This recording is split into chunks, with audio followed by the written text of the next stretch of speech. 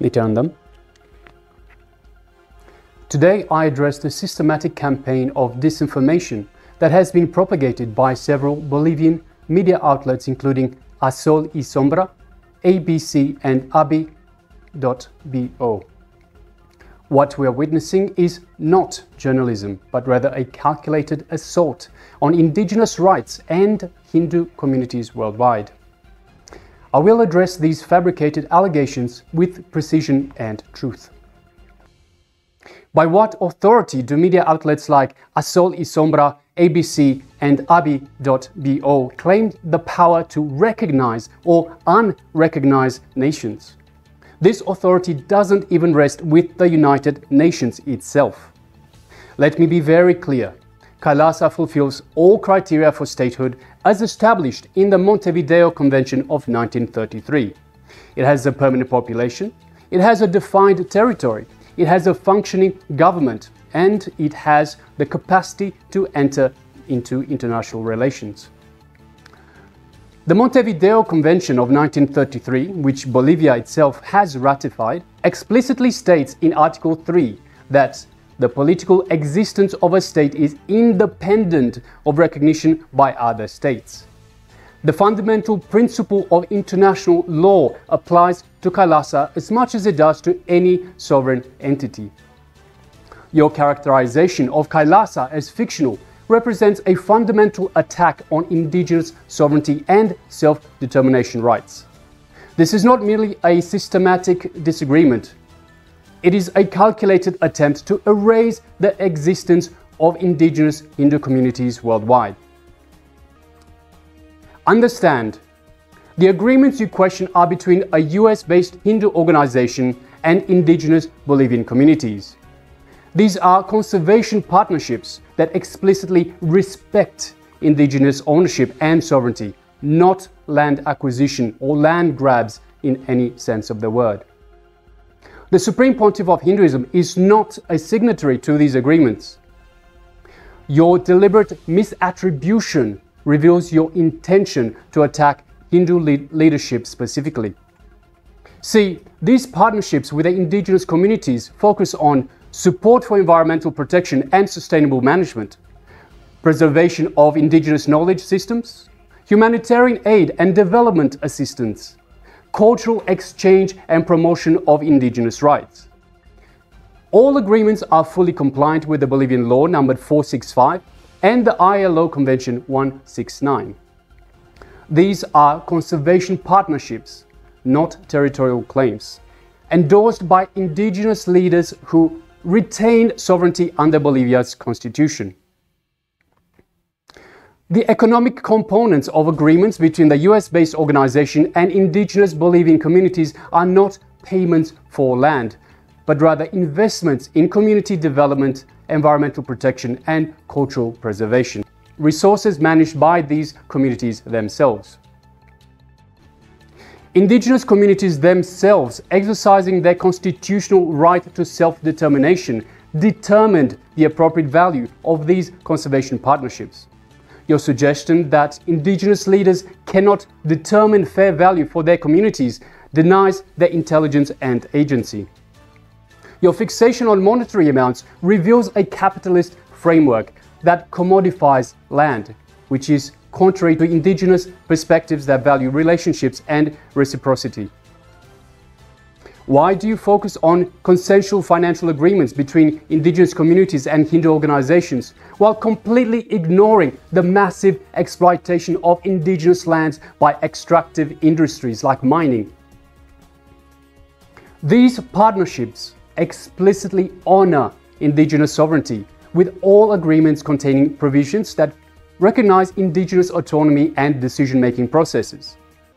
Article 30, Section 2.4 of Bolivia's constitution explicitly guarantees indigenous peoples the right to self-determination and territoriality.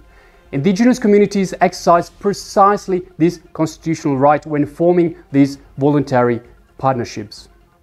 The real violation of indigenous sovereignty is the paternalistic suggestion that indigenous communities need protection from forming partnerships of their choosing, a colonial mindset that treats indigenous people as incapable of making informed decisions.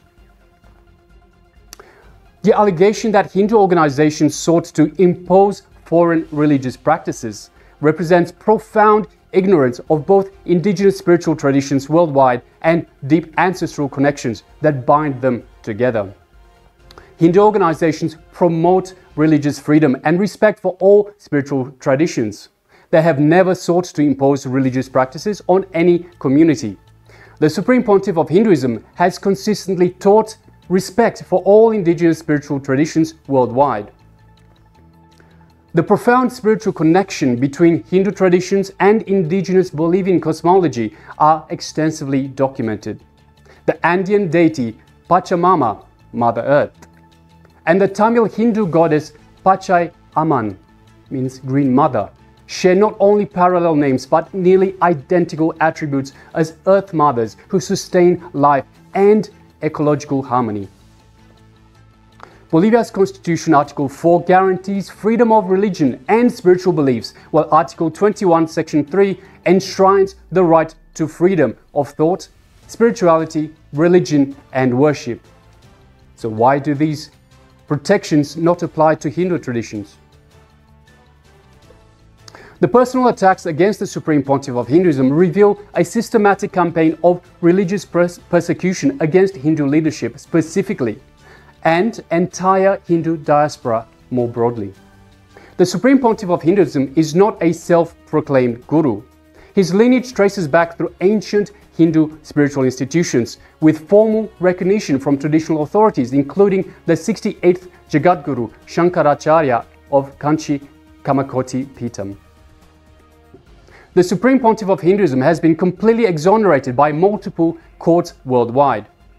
Complete judicial exoneration by the Gujarat High Court in February 2, 2024.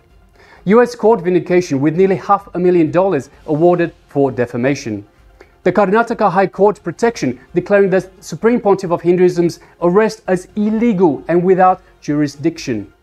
And there's also medical evidences proving biological impossibility of allegations.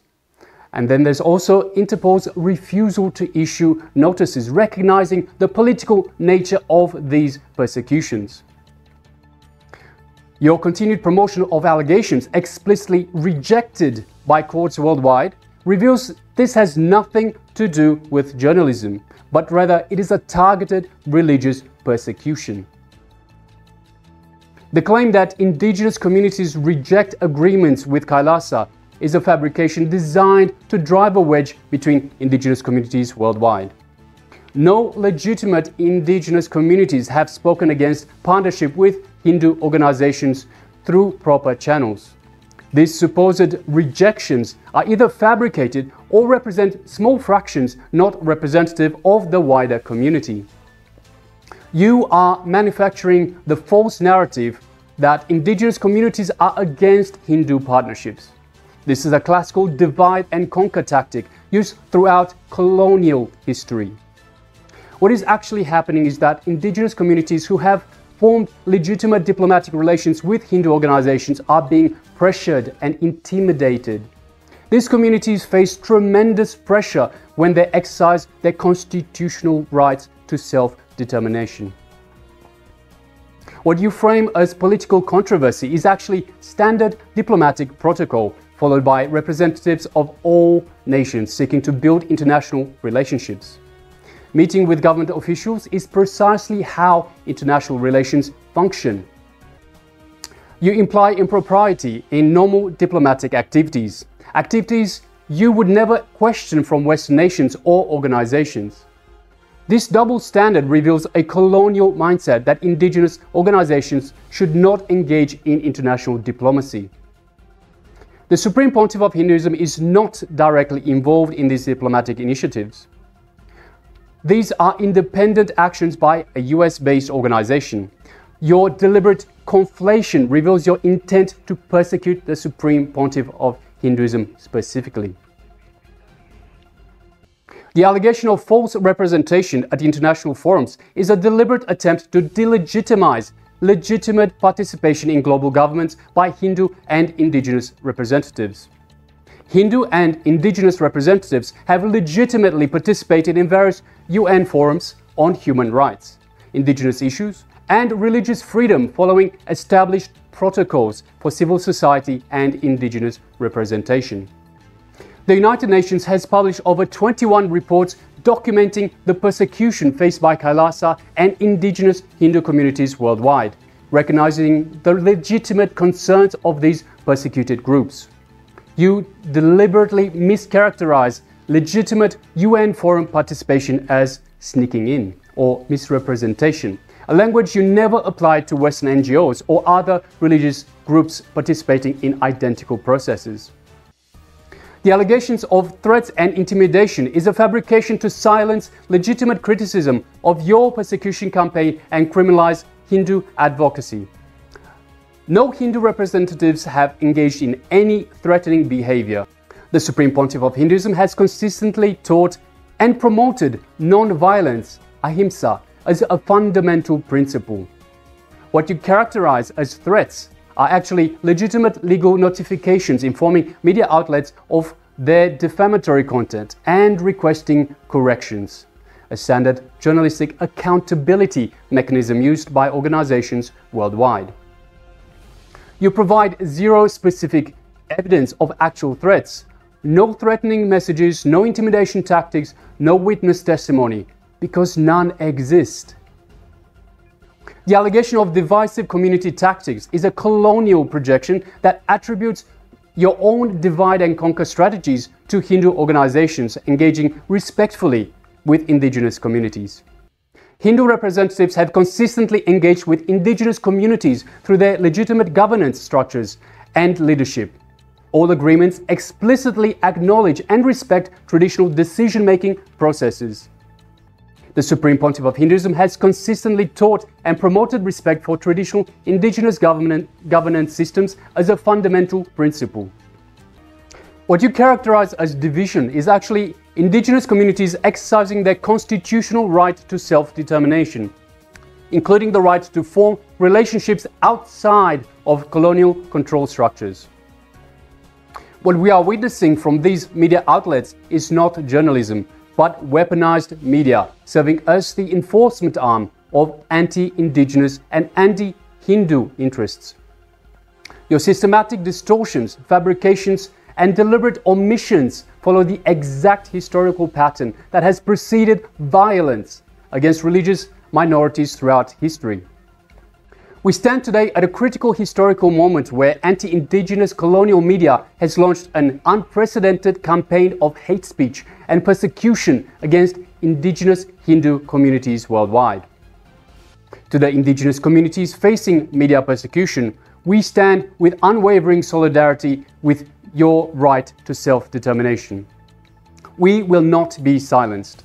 We will not allow anti-indigenous media to erase our existence or deny our fundamental rights to self-determination and international engagement. The world is watching, history is being recorded, and the truth will prevail.